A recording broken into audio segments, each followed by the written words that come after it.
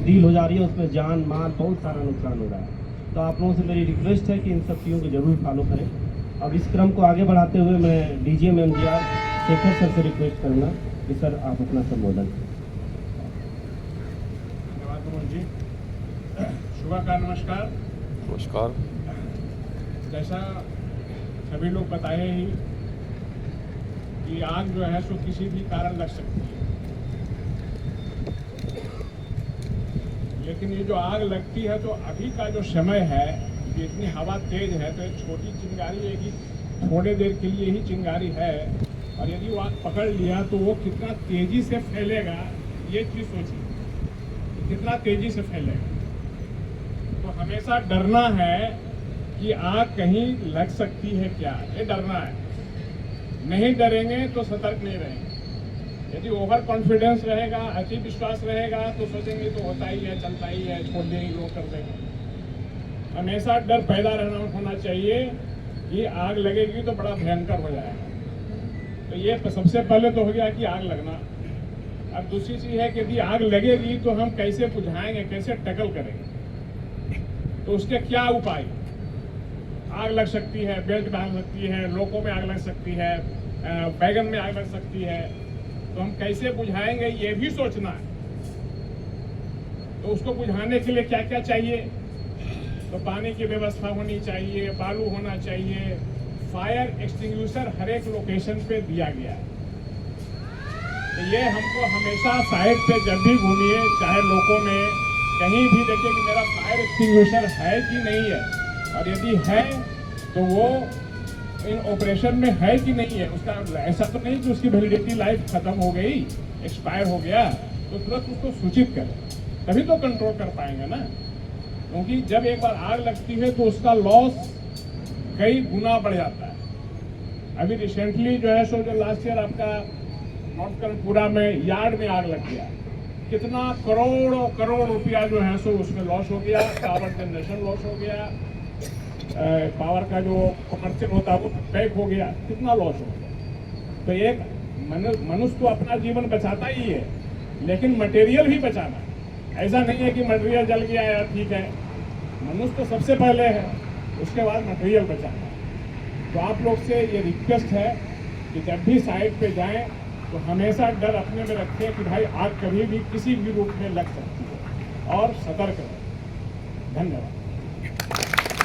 Thank you sir अपने संबोधन के लिए। अब मैं अपने head of FM Nirmal sir से रिक्वेस्ट करूंगा कि सर आप हम सभी लोगों का मार्गदर्शन करें फायर सेफ्टी के बारे में।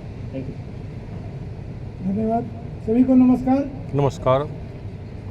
तो आप लोग फायर सेफ्टी का टॉपिक था आज का मास्टर्स टॉक का, तो आपको सभी लोगों ने अलग अलग एरिया के बारे में और काफ़ी चीज़ बताया गया।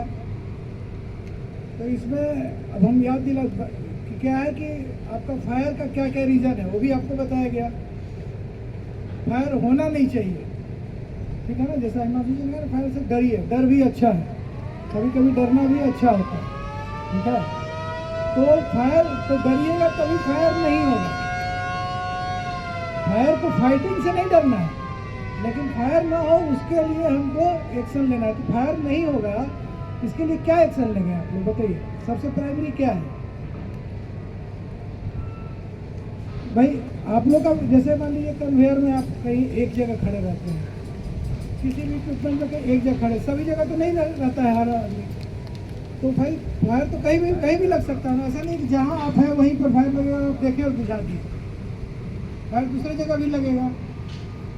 तो इसके लिए ये इसीलिए है कि आपका ड्यूटी भी है कि आप एक जगह पे नहीं रहेंगे। आपका ड्यूटी है कि मतलब आप कन्वेयर चले या ना चले, ठीक है। आपको वॉक डाउन करना है, आप घूमते रहिएगा। अब ये मैं नहीं कह रहा हूँ कि आप 8 घंटे आए हैं तो 8 घंटे घूमिएगा। अरे आप 8 घंटे में अगर 5 बार भी घूम लिए ना तो बहुत है, आइडल कंडीशन में। बाकी बेल चल रहा है तो आपको तो घूमना ही घूमना है। तो आप वॉच रखिए घूमते हुए, और रीज़न तो आपको बताया गया बहुत सारा कि आपका बेल्ट जाम हो सकता है, रगड़ के चल सकता है, ठीक है।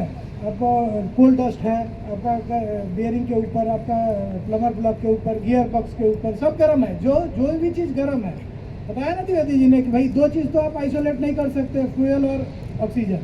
रहा गर्म चीज़, तो जब गर्म चीज़ पे जहाँ भी गर्म है या तो उसको बंद कर दे तो ठंडा रहेगा, चल रहा है या गर्मी कहीं है तो आपको उस समय ध्यान रखना है कि वो गर्म चीज़ है तो आग वहाँ पे लग सकता है।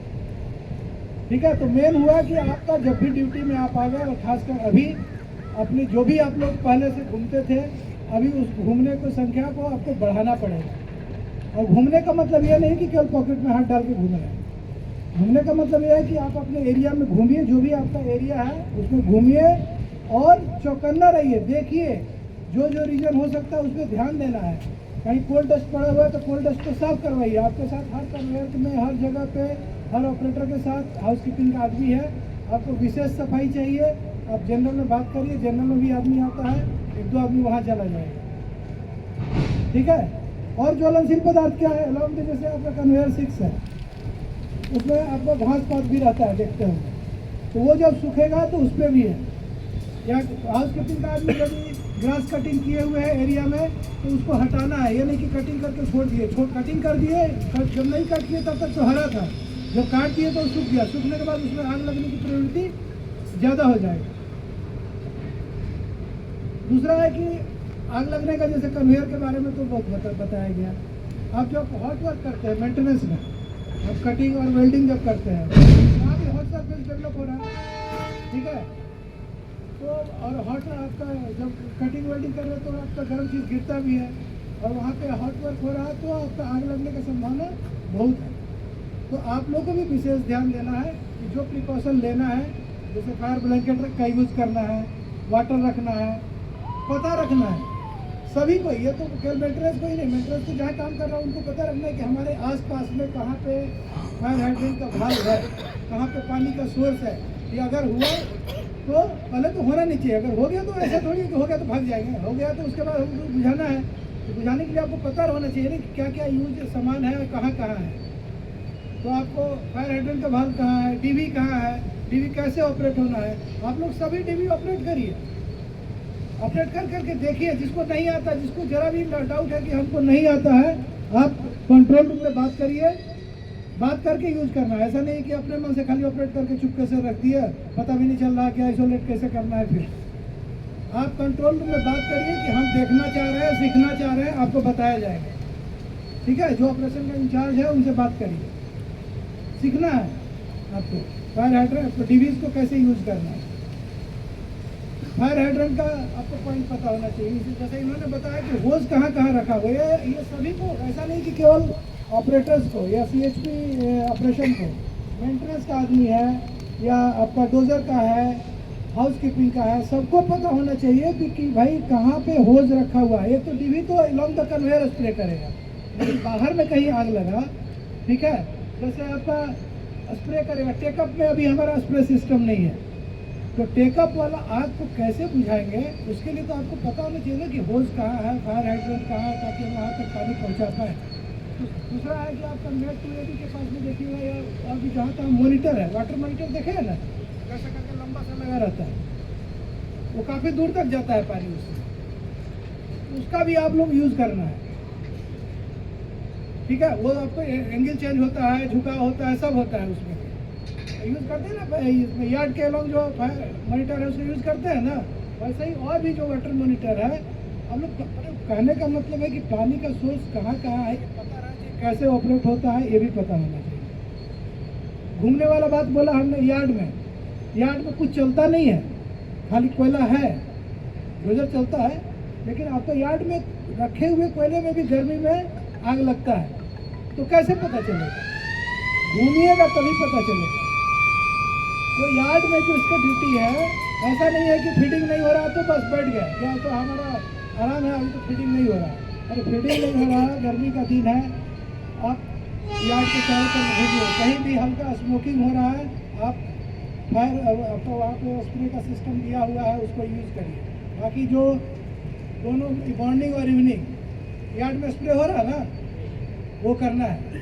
उसी तरीके से यहाँ भी है आपका, ये तो डस्ट के लिए भी है। देखिए डस्ट जो हम लोग यहाँ पे स्प्रे करते हैं वैगन में, एक तरीके से वो भी आपका इनडायरेक्टली जो है फायर कंट्रोल ही है, क्योंकि आप डस्ट कंट्रोल करते हैं ना बेसिकली। आप किस लिए करें कि डस्ट ना उड़े, ठीक है, वहाँ भी डस्ट ना उड़े और कोयले में भी जो है जो डस्ट है वो कोयले के साथ चिपक जाए तो अलोंग द कन्वेयर नहीं उड़ेगा।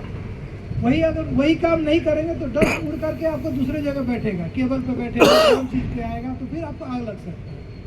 तो उसको भी आपको देखना है, जो आपको वैगन टिपलर का स्प्रे कर रहे हैं उसमें भी ध्यान देना है, जो भी वैगन टिपलर ऑपरेटर है कि हमारा स्प्रे हो रहा है कि नहीं हो रहा है, ठीक है। उसके बाद बचाव के लिए आप लोग को एक ऑफिस ऑर्डर भी था, बताया भी गया था सभी को, इंडिविजुअल टीवी के मैच स्टिक और लाइटर, ये आपको प्लान